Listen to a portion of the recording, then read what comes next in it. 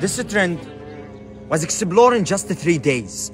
While we're trying hard to send our message from Gaza to the world in 300 days, and they restrict our voice, it blocks our contact, but we are continuing. Today I wanted to tell the world, we deserve life. We are human. We are dreamers. We are civilians. They killed more than 50,000 human.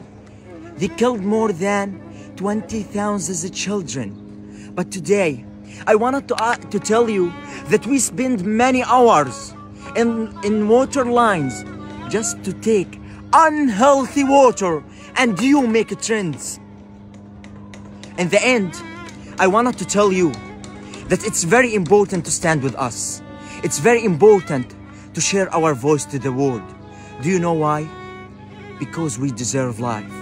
And follow us, because one day, if we're still alive, we will be great.